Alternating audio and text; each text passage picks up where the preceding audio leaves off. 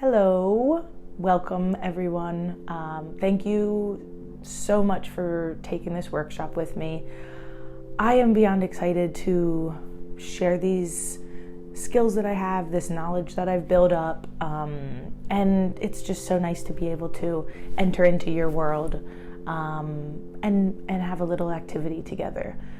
So I'll do some introductions of myself because I am just, starting off with this endeavor in a new form, and I'd like to have everybody get a chance to get to know me. So my name's Alyssa. I am a horticultural therapist.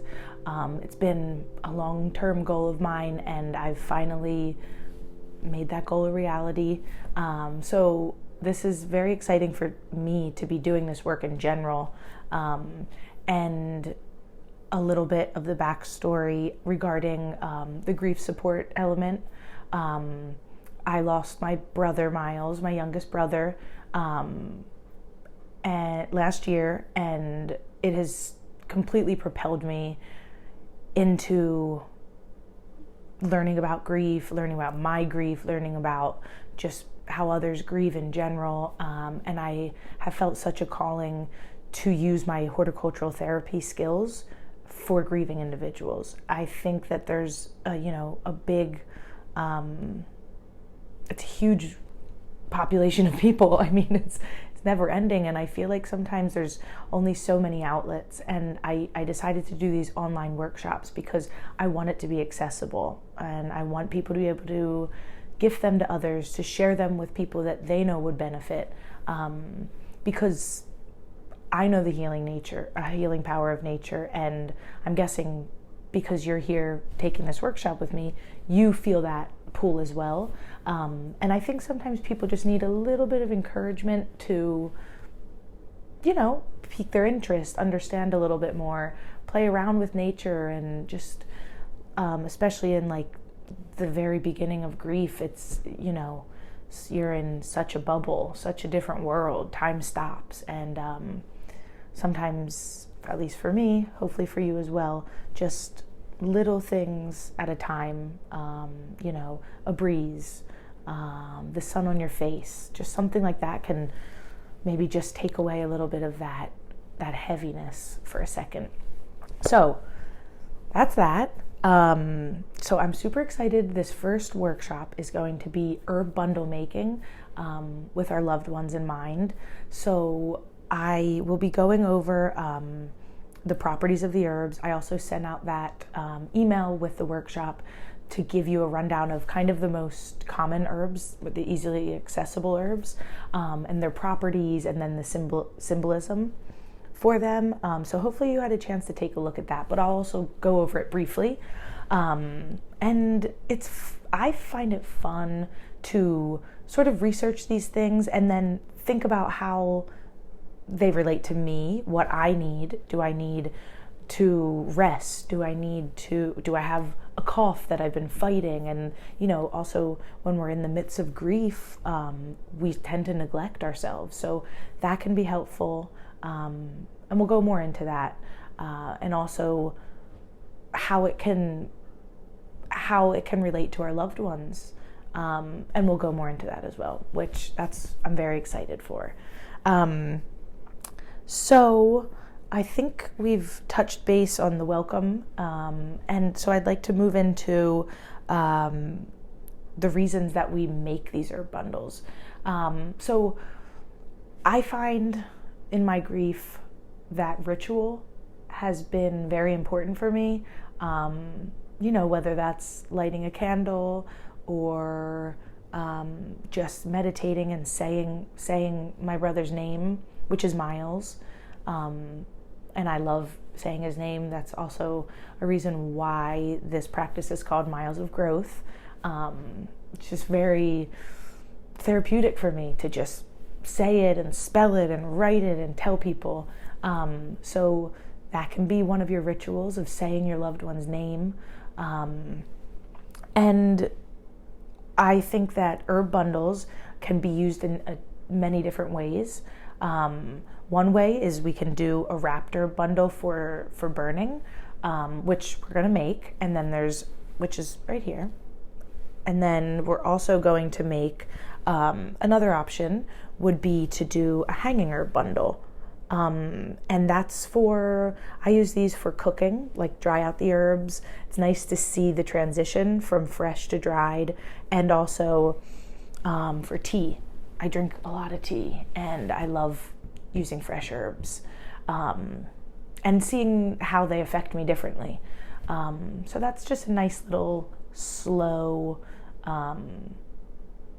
something slow to focus on, because the world feels like it's stopped, but as we all know, it just keeps on going and it really waits for no one. And sometimes we need to take that time to pause and reflect and just be with ourselves and in the memory of our loved ones. I just wanted to take a moment and discuss scent and how connected it is to our memories. It's actually in our reptilian brain that when we smell something, I don't know if you've ever had this happen, but you could be walking down the street or, at work, and somebody cooks something and you're taken back to this very specific place and time, and you're like, whoa, that's my grandmother's house, or that's the perfume my dad always wore, something like that. So these connections are real, and I really want to take time in making these herb bundles to give ourselves time to be with the herbs and be with the memories. And I would love to hear about why you chose the herbs that you chose. And I'll tell you about why I chose mine. So that's something that I think is fun to note and to take into consideration. If you're missing your person, maybe you can feel closer to them by cooking or burning a smudge, or smelling a flower. Like, scent is very rooted in us. And I kind of touched on this, but when we are in grief, in early, especially, I that's just what I relate to the most. I neglected, it was hard for me to function. I wasn't functioning. And I think with horticultural therapy and the workshops that I am going to give, I want us to be able to slowly take back a little bit of our self-care and realize that it's important. And I also want to do that in a very mindful way, with our loved ones in mind, but also taking care of ourselves, because, time does go on, and some of these practices can be long-term.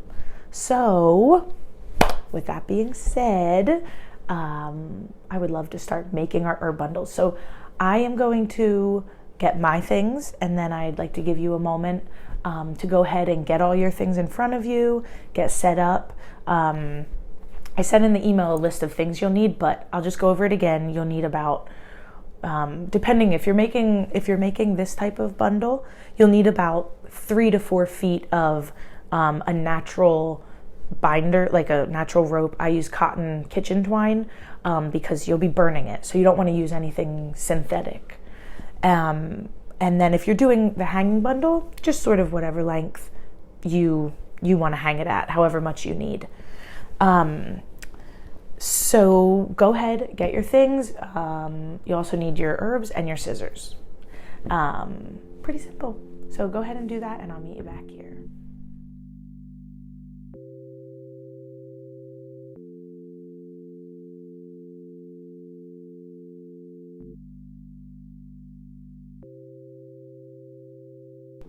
Okay, welcome back.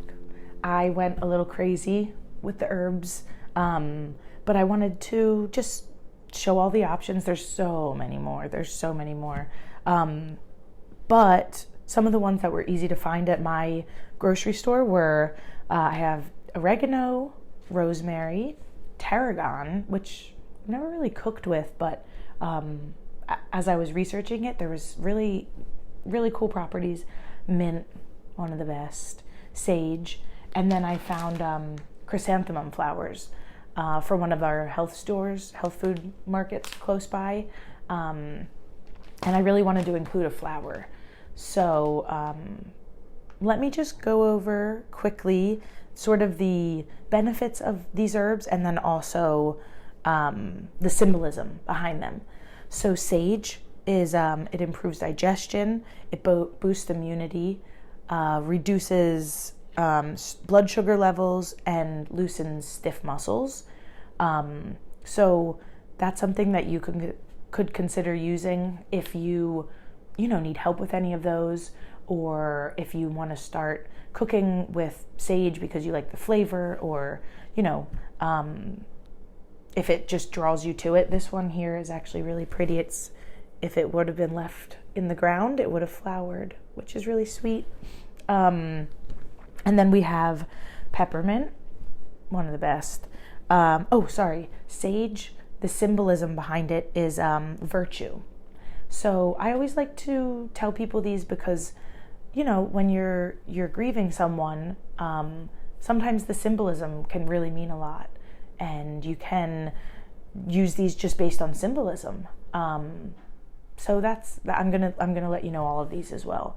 Peppermint is calming, and it has some numbing effects.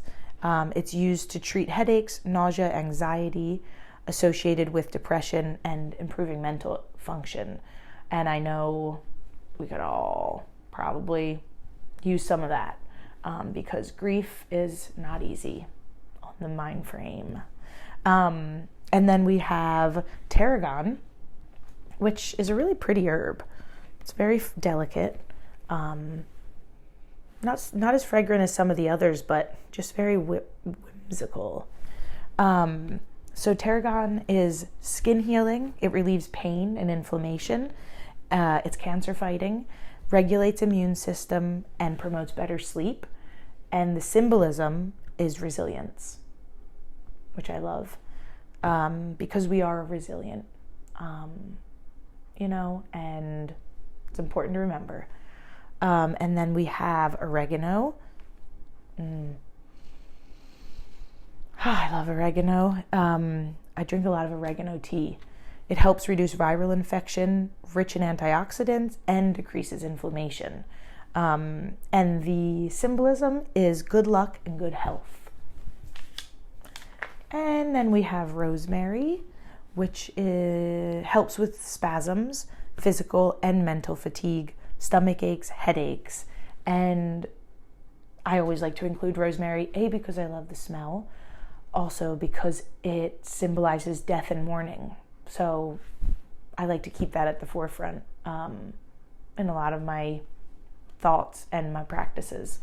And then we have the chrysanthemum flowers, which are anti-inflammatory, good for wounds, ulcers, insomnia, menstrual disorders, and reduces stress. And they are symbolizing joy, positivity, happiness, and rest. And they're also very pretty. I'll take some out so it's easier to see. But I, after all that, would like to give us a moment to just touch our herbs that we chose, and just smell them, and maybe take a few deep breaths together. And I'll lead that, and we can just sort of give ourselves a few minutes to think about what we're doing here today and how powerful we can make it. So I'm going to start with rosemary, and I am also going to include sage, and then I'm also going to include the chrysanthemum flowers. And I'm just going to get these out, and I want to just tell you why I chose these. So rosemary, like I said, death and mourning, maybe some people would think of that as a little morbid, or, but we're here because we are mourning someone or something. So, I don't think that's a bad thing. It's a connector. And then sage, I just love sage, and I love the way it smells when you're cooking it or burning it. And it's protection, and I need that sometimes. And then the chrysanthemum flowers, I chose because my brother Miles always liked to go. I would go pick flowers. I'm a florist as well, and I would go pick flowers in the summer where we grew up in Pennsylvania. And he would always want to come along and get the buckets ready, and we would drive around and pick our flowers, and just a nice representation of time that we spent together. So that's that. And let's just, take a little time. I'm just going to kind of feel some of the herbs, smell how they smell once I rub them on my fingers, and take a few deep breaths. And I'll let you guys do that as well. Let's take a deep breath in. And out. Another deep breath in. And out. Feel how they feel in your hands. Maybe they leave a little residue. Just get to know them a little bit. And it's also really nice to have so many herbs left over to cook with or play around with or make bundles to give as gifts. So once we sort of, thought about the people or the things or the pets that we've lost and what makes us think about them and why we chose what we chose, we'll get into actually making the herb bundle, which is the fun part. We're going to start making the herb bundles. I put things back so that I could, show you the size and how to make them so that they will dry the best. So I'm going to start with the sage, like I said, and it's good to choose things for the outside that have either thicker leaves or thicker stems. So rosemary and sage has the thick leaves, rosemary has the thick stem. So I'm gonna choose to put the rosemary on the outside and use the sage on the outside and use the rosemary as sort of like a post. So you want to make sure that the leaves are all one direction.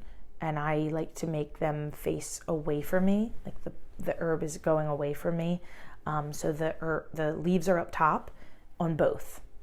And then I'm going to get another piece of sage. Again, keep the leaves away.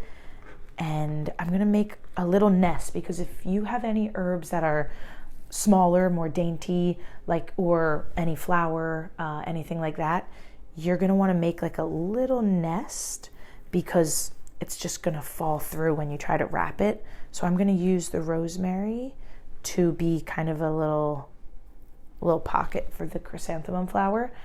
That looks pretty just like that.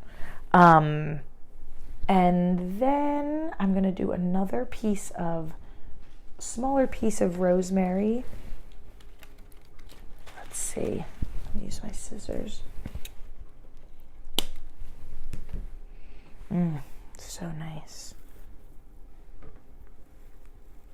There's a smaller piece of it, and then we'll do a piece of sage. This is just one leaf, but it's a good size leaf. It's very pretty. And then I'm going to put that there. Now, as it's kind of staying, let's get our twine ready. So I'm going to do I'm 5 foot, so a little bit less than my arm span. Hopefully you have yours kind of measured out. It's not that, it's not that exact of a science, but it's nice to have enough. I'm just going to pile a little more, do another piece of sage. I hope all of you out there are having ease doing this and having a good time. I feel surrounded by really good smells, which is really nice. So we have our twine. Now I like to start at the bottom. Now the stems aren't going to be perfectly even, but we'll start at the bottom and do a knot from under, and leave even on both sides. It should be even on both sides, so a little bit more. There. Perfect. So then we'll do just a simple knot for the base.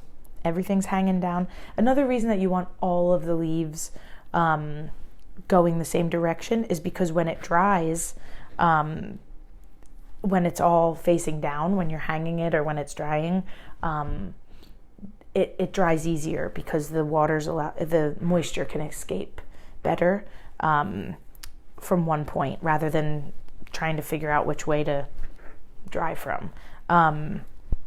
And then I like to, actually let's do a proper knot. So then we'll do one more over. Okay, there we go. A knot. And then I like to take it in my hand, and it looks really pretty with these flowers popping out. So then just gonna take one string. So you're gonna leave one down and then wrap one. It'll get easier as you get up a little bit. You won't be touching the other ones. So, and then as I'm going up, squeezing and kind of like rolling the bundle in my hand. And I'm sure if anyone like crochets or knits or something, this is probably gonna feel pretty natural because you're like using your fingers, kind of like how you do when you crochet. There, so we'll leave this one up here and kind of grip that, and then take this other end. And I like to kind of go in the areas that haven't been hit with the other string and make sure you're kind of gripping all of the leaves that were missed in the first go round, because the tighter that they're bound, the better they burn. So that's also a factor. And then don't lose your, lose your little end. Oh, cool. I don't know if you can see, but the flower sticking out of the sage. That's nice. So then do it up as high as you can. There'll be some loose there, which is okay. I think that looks really pretty. And then you're gonna tie from the top and give it a pretty good tie. I'm gonna double knot, maybe triple.